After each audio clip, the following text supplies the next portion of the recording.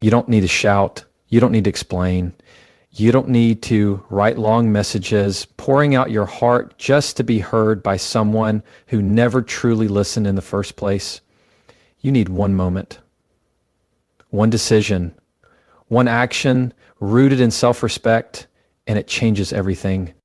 Here's the truth. Most people don't want to say out loud, toxic people aren't complicated. They're predictable. They come in patterns. Same tactics, different names. They poke until you react. They twist your words. They guilt you. They make you feel like peace is a luxury you don't deserve. But the moment you stop feeding that cycle, the game ends. You do this once, and they never bother you again. Start here. Set a silent boundary, not a loud one. Loud boundaries come from pain. Silent boundaries come from clarity.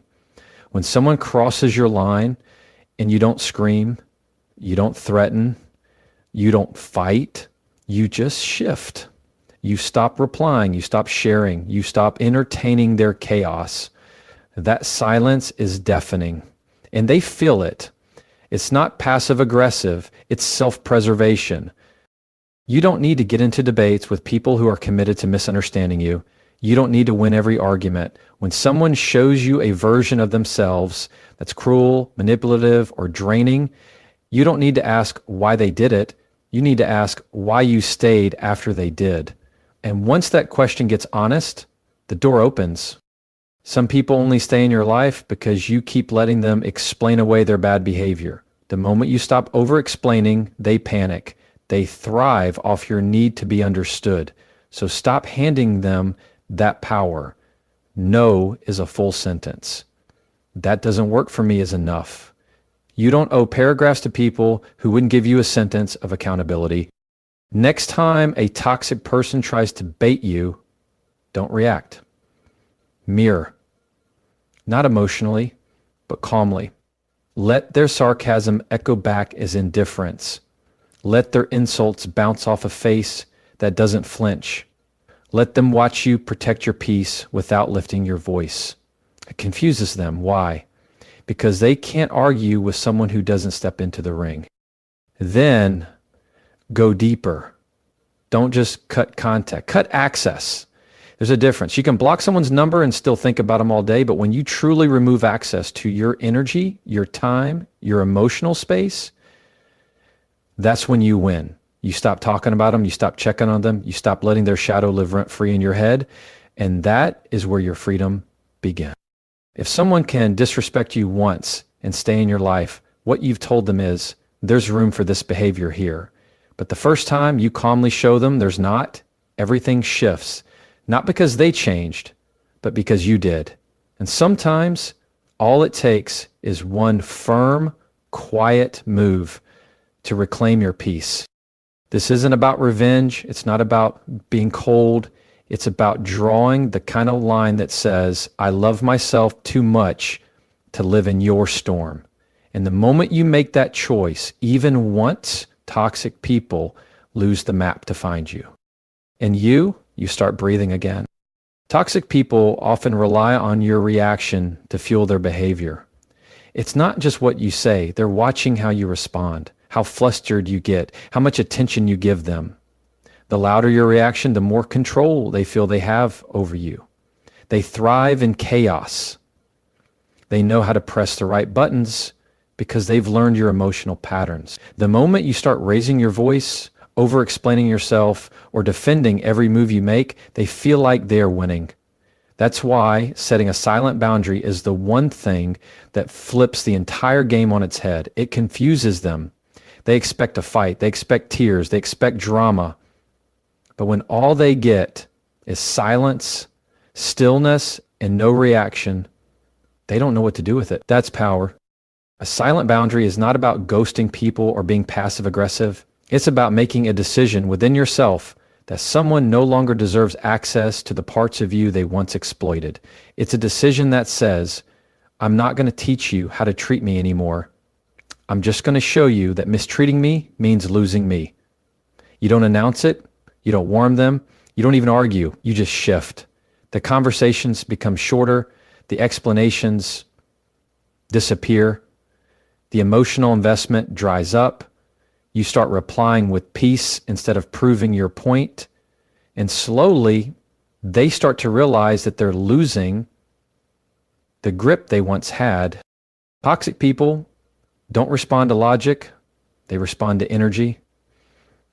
That's why trying to reason with them feels like talking in circles. They twist facts, they deflect blame, they manipulate emotions. But when you respond with calm detachment, when you set a boundary that isn't loud or reactive, they start to lose their leverage.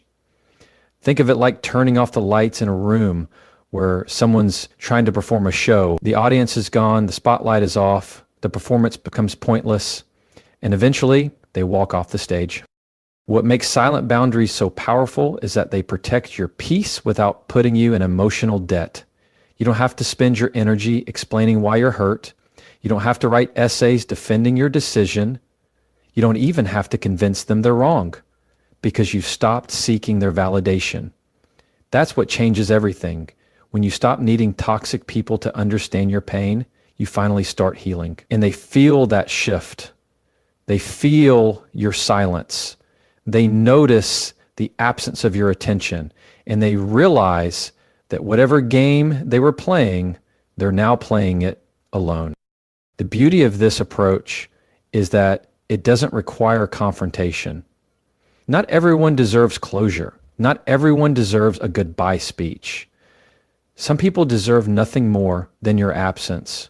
And when you give them that, not out of hate, but out of love for yourself, it's a message louder than words. It says, I've outgrown the need to argue with you. I've outgrown the need to be seen by someone who only looks at me when they want something. I've outgrown the cycle. And here's what's even more powerful. When you start setting silent boundaries, you start attracting peace into your life. You realize that not everything needs your reaction. Not every insult needs your defense. Not every accusation needs your explanation. Some things are simply not worth your breath. That's not weakness. That's maturity. That's emotional intelligence.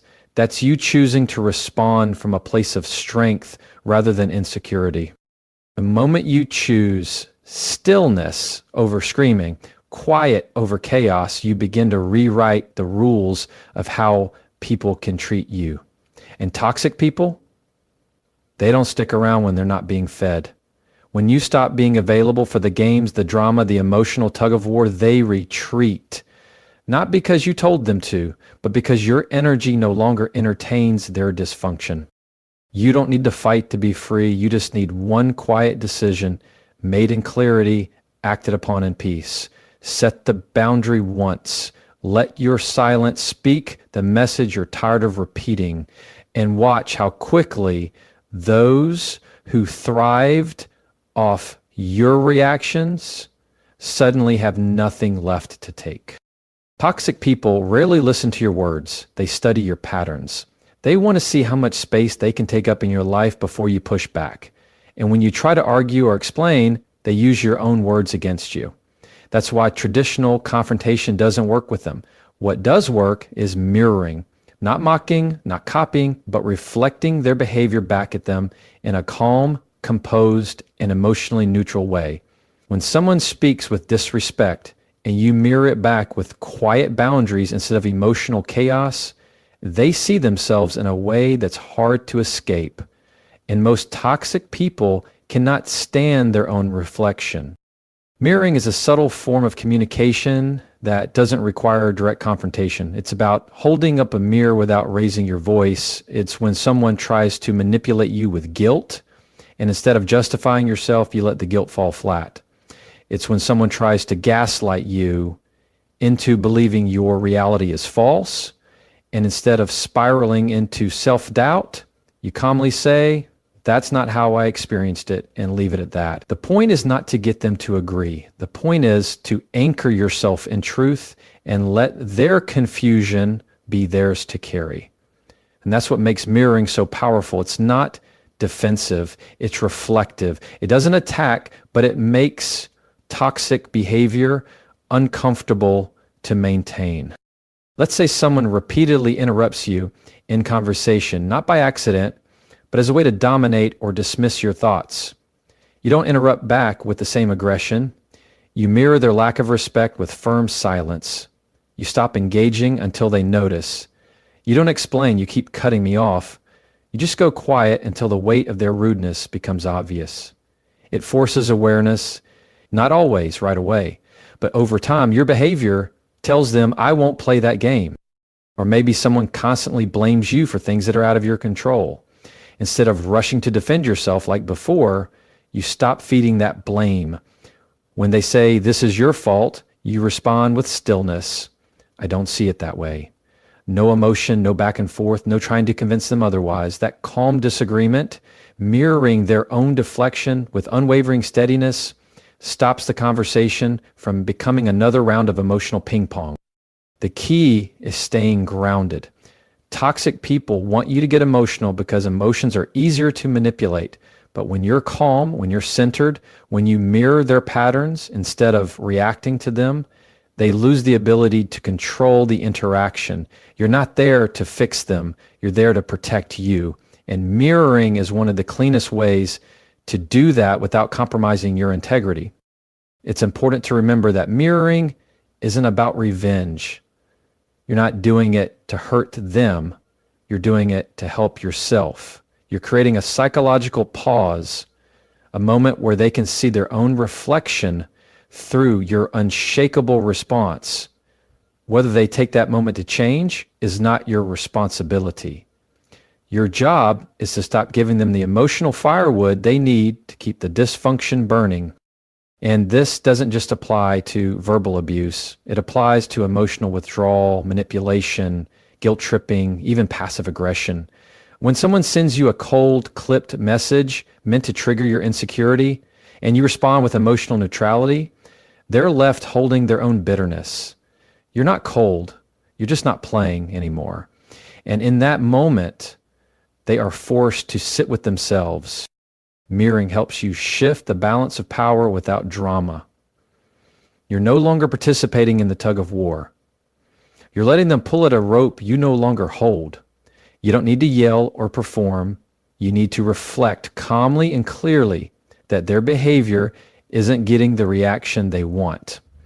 That's when the pattern breaks. That's when they realize they're not as powerful as they thought. And that's when you start reclaiming the emotional space they once occupied.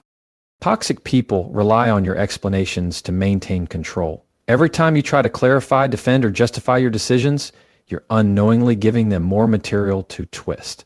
Over-explaining comes from a place of wanting to be understood, to be seen as good, reasonable, fair. But with toxic individuals, that vulnerability is ammunition. They don't want clarity, they want control. And as long as you keep explaining, they keep spinning the story in their favor.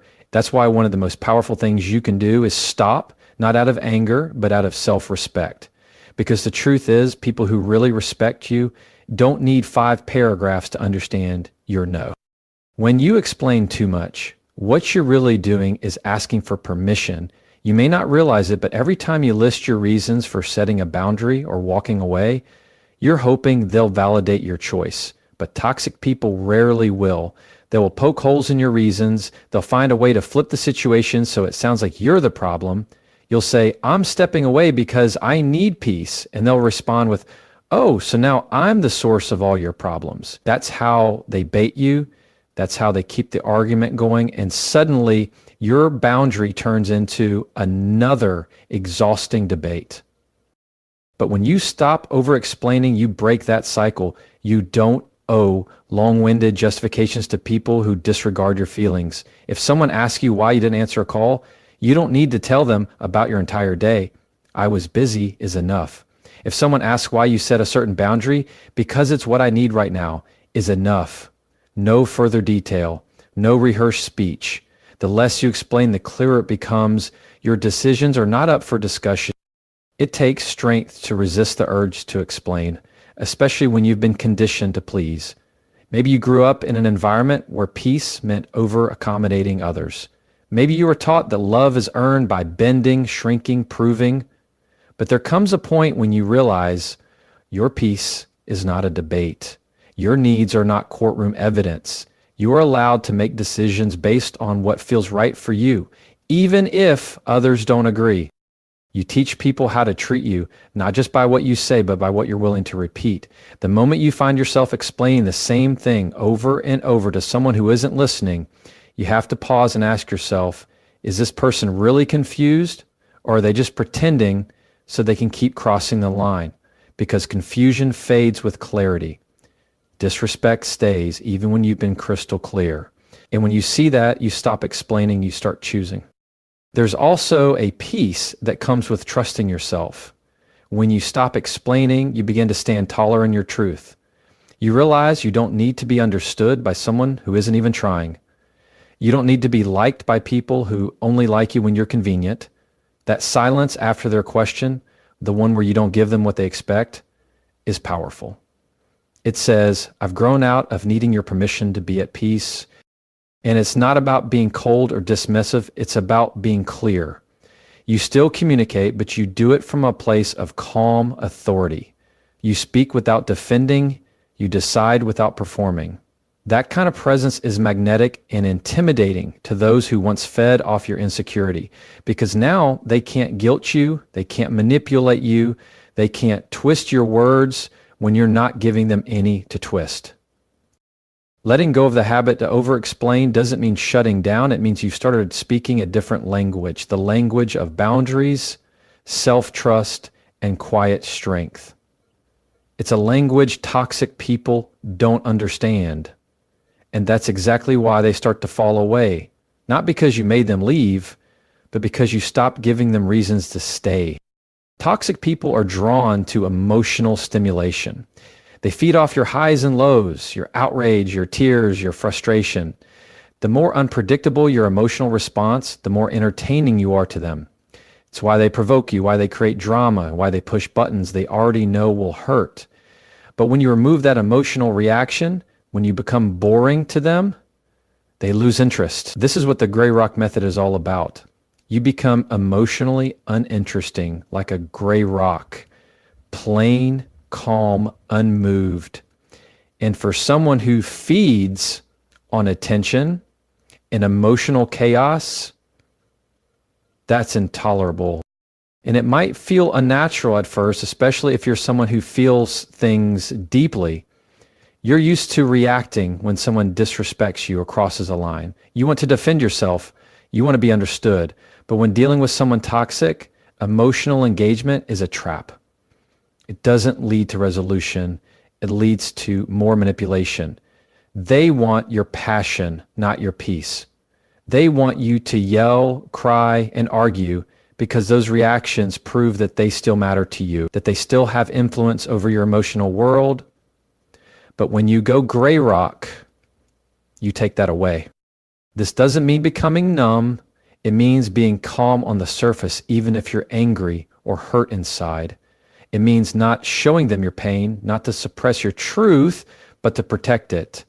You give them the same emotional energy you'd give a stranger asking for directions, short, polite, uninvolved. Okay, sure, that's fine. No story, no heat, no explanation. Your tone is flat, your body language neutral, your energy grounded. And in that stillness, they find nothing to feed on. They might push harder at first. They'll test you, say something insulting to get a rise out of you, stir old wounds, try to make you feel guilty or stupid or small. But you stay steady. You don't match their tone. You don't defend your choices. You let the words fall flat. They want to see your emotional fire, but you don't give them a single spark. That's where your power is, in the refusal to perform. It's especially effective in environments where you can't completely cut someone off, like work, co-parenting, or certain family dynamics. You still have to interact, but you don't have to engage. You don't give personal information. You don't share feelings. You don't reveal your inner thoughts. Every answer is measured, every reaction filtered. You keep it simple, neutral, and focused only on the task at hand. Over time, they get bored because the only thing they can control is what you give, and you're giving them nothing they can use. There's a kind of quiet strength in being emotionally untouchable. You're no longer scrambling to prove your worth or defend your peace. You're not emotionally bleeding in front of people who would only point at the wound. You've made a choice to starve their appetite for drama. And that choice tells them something loud and clear. I am not available for your games anymore. And this doesn't make you weak, it doesn't make you cold, it makes you free. You're not avoiding conflict, you're denying access. You're not shutting down, you're showing that not everyone is entitled to your emotional life. Toxic people live for reaction. They want to feel like they control your mood. But when you practice the gray rock method, they realize they no longer hold that power. You've become someone they can't manipulate because you've stopped showing them where it hurts. Eventually, they stop trying, not because you told them to, but because you became a place where their games don't work. And they'll move on, looking for someone else who hasn't yet learned what you now know. Peace is more powerful than any reaction. And silence, when used with intention, is the loudest no you'll ever give. There's a difference between cutting contact and cutting access. Most people think that blocking someone, unfollowing them, or avoiding interaction is enough to protect their peace. And sometimes that's a necessary first step. But if that person still lives in your head, if you still replay arguments, check their social media, talk about them constantly, or feel triggered every time their name comes up, they still have access. Emotional access is the deeper layer. It's what truly determines whether or not someone still has power over you. Cutting access means deciding within yourself that they are no longer allowed to affect how you think, how you feel, or how you move. You stop explaining their behavior to others. You stop wondering what they're doing or who they're with. You stop imagining scenarios where they finally understand how much they hurt you. You don't wait for closure and you don't chase it. You reclaim the space in your mind where they used to live. That's when you go from simply avoiding someone to actually being free from them. This is one of the hardest parts of dealing with toxic people, because even when they're physically gone, the damage they've done can echo in your mind. You may still hear their voice in your head, still doubt your instincts, still feel the pull of unfinished conversations. That's normal. But healing begins when you start closing those doors one by one, even if they never get a formal goodbye, because closure isn't something they give you, it's something you give yourself. You decide, the story ends here. You decide they don't get any more chapters in your life. You decide your peace is more important than their presence. Sometimes people stay emotionally involved with toxic individuals out of habit. They've built their identity around trying to fix that person, earn their love, prove their worth. So even after they leave, they keep thinking about what they could have done differently. But here's the truth. If someone made you feel small, unsafe, or constantly unsure of yourself, then no version of you would have ever been good enough for them, because they weren't good enough for the version of you that already existed. And once you know that, you stop looking for explanations. You start creating distance, not just physically, but mentally. Cutting access also means being careful with who you vent to. Sometimes the people you talk to about that toxic person end up carrying their energy back into your space. They might update you on what they're doing. They might question your decision to cut ties. They might keep the story alive when you're trying to let it die. Protecting your peace means being mindful about who gets to speak into your healing. Not everyone deserves a front row seat to your growth, especially if they're still connected to the person you're